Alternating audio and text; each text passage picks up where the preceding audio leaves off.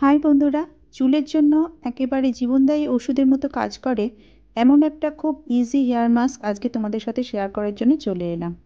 যার প্রথম এবং প্রধান উপাদানই হলো জবা ফুল। জবা ফুল আমাদের চুল পড়া আটকায়, নতুন চুল গজাতে সাহায্য করে, চুলে পুষ্টি যোগায়, রোদে ক্ষতিগ্রস্ত চুলকে মেরামত করে, অকালপক্কতা দূর করে, এছাড়াও চুলের কন্ডিশনার হিসাবে কাজ করে। তো প্রথমেই আমি 8টা থেকে 10টা ফ্রেশ জবা ফুল একেবারে ধুয়ে পরিষ্কার করে নিয়েছি। বন্ধুরা, তোমরা যারা জবা ফুল পাবে না তারা এক্ষেত্রে জবা ফুলের পাতাও কিন্তু ইউজ করতে পারো, একইভাবে কাজ হবে।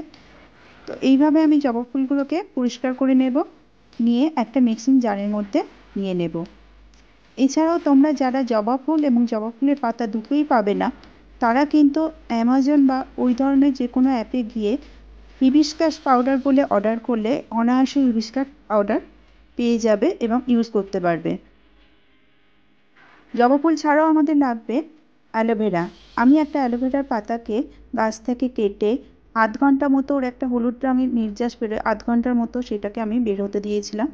এরপরে ভালো করে পাতাটাকে ধুয়ে নিয়েছি এবং ওর দু সাইডে যে কাঁটা কাঁটা অংশটা থাকে সেইগুলোকে আমি কেটে পরিষ্কার করে নেব।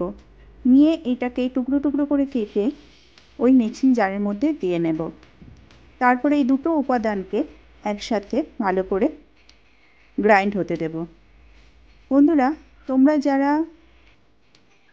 হিবিস্কাস পাউডার ইউজ করবে তারা শুধুমাত্র এই অ্যালোভেরাটাকে মিক্সিং জারে দিয়ে ভালো করে গ্রাইন্ড করে নেবে এবং তার সঙ্গে হিবিস্কাস পাউডারটাকে মিশিয়ে নেবে, নিয়ে ইউজ করবে।